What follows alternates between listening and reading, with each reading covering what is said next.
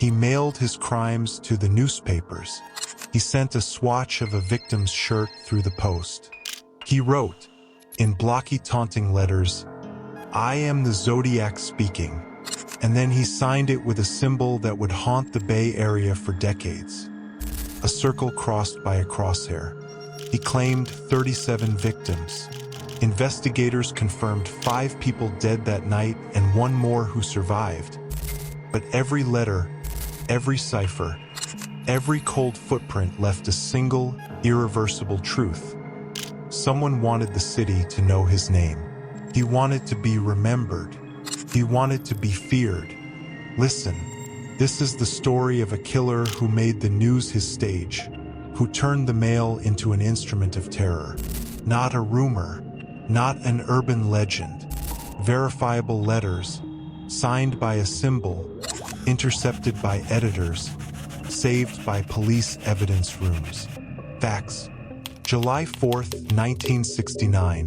2 teenagers, Betty Lou Jensen and David Faraday, parked at a lover's lane on Lake Herman Road. In Benicia, just outside Vallejo, they were found in a car at dawn. A shotgun blast had ended 2 lives. The community whispered of a robbery, but the killer would not stay silent.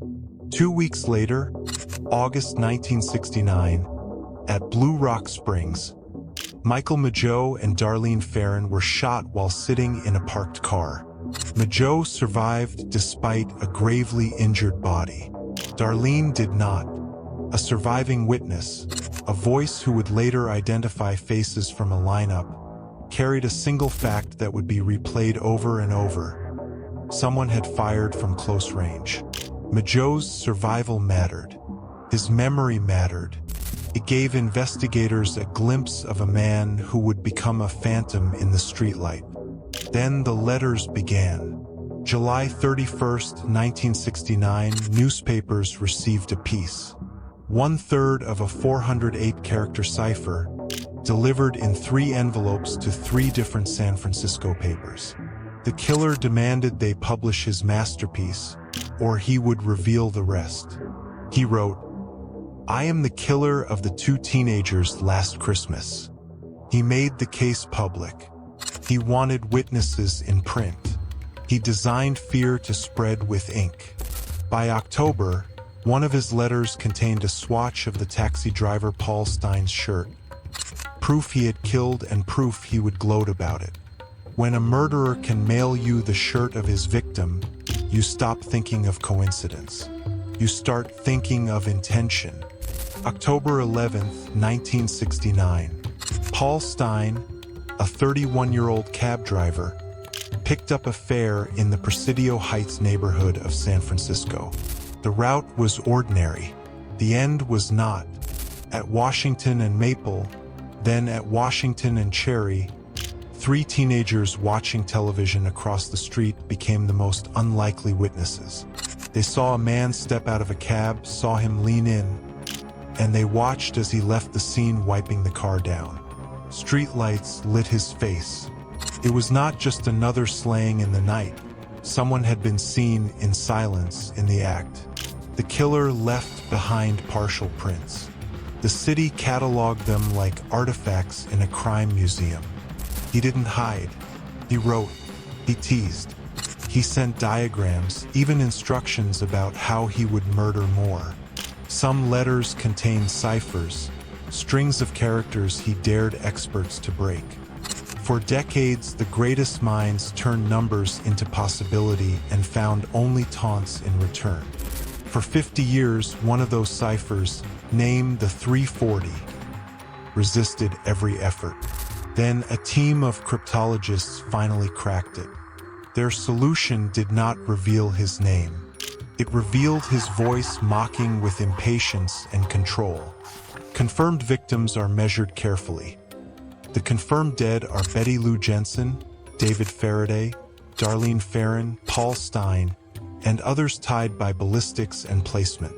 Michael Mageau survived and gave an identification that would haunt suspects for years.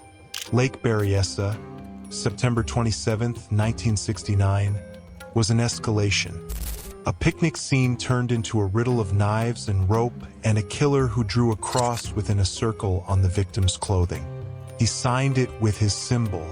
He stamped his work. Suspects have fallen and risen for decades. The one name that history remembers most is Arthur Lee Allen, an elementary school teacher who became the focus of both investigators and best-selling books. Allen had circumstantial connections. Friends who said odd things, a watch with a symbol similar to the killer's, statements that set off alarm bells. He was interviewed, searched, and cleared again and again until his death in 1992. But he was never definitively linked by the one thing investigators need: conclusive DNA or matching fingerprints. The partial DNA profiles tested over the years did not point cleanly at Allen. Similar questions and new documentaries keep the debate alive. Another modern claim, publicized in recent years by private investigators and internet groups, named Gary Francis Post. The FBI has not confirmed that identity. These attempts at unmasking often rely on circumstantial or contested evidence, and the official case file remains technically unsolved. Why mail letters? Why taunt the press?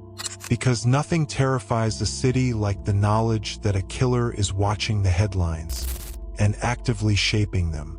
The Zodiac didn't just kill. He forced the public to play along. He forced editors to print his words. He forced cryptographers to stare at puzzle blocks until their eyes burned. He turned the normal flow of news into the pulse of his ego. And when a killer controls the narrative, he controls fear. People began to double-check locked doors at midnight not because of police warnings, but because the killer himself had suggested they should be afraid. The power to make an entire community look nervously at its own streets was his trophy. When cryptologists finally solved the 340-character cipher, it was a turning point. Not because it named the killer, but because it revealed his voice with chilling clarity. The cipher's plaintext read like arrogance and boredom, a man taunting those who would trap him. He wrote to assert superiority. He wrote to prove he could be cleverer than everyone else. In those characters we heard the same temperament that had motivated every act: theatrical cruelty. Evidence accumulated: partial fingerprints, partial DNA from envelopes and stamps, eyewitness reports, and handwriting analysis. Some pieces eliminated suspects, others deepened mysteries. In the early 2000s, a partial DNA profile was reported from stamps and envelopes, a profile that could exclude people but rarely provide a perfect match. Investigators compared profiles.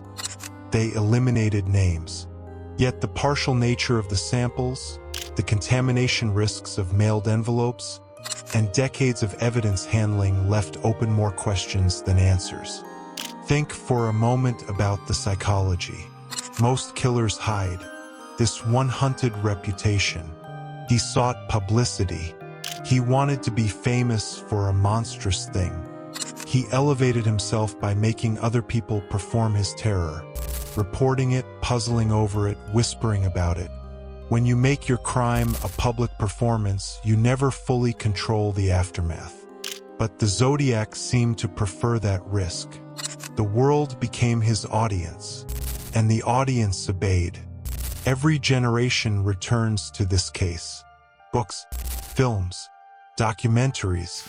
Each iteration brings new interviews, new claims, new evidence re-examined.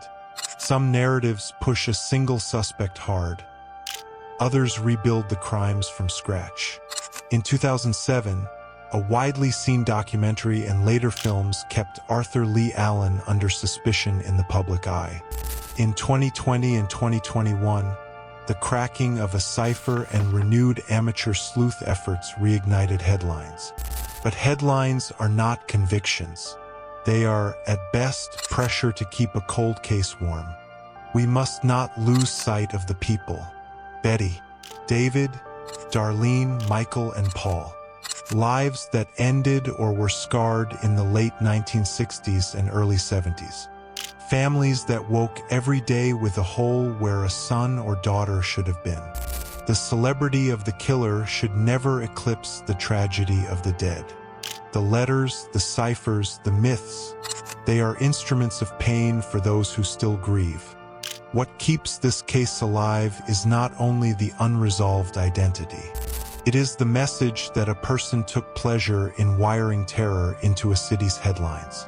In an era when anyone can broadcast a message, when anyone can create an image that spreads like wildfire, the Zodiac's model of terror looks archaic and frighteningly modern all at once.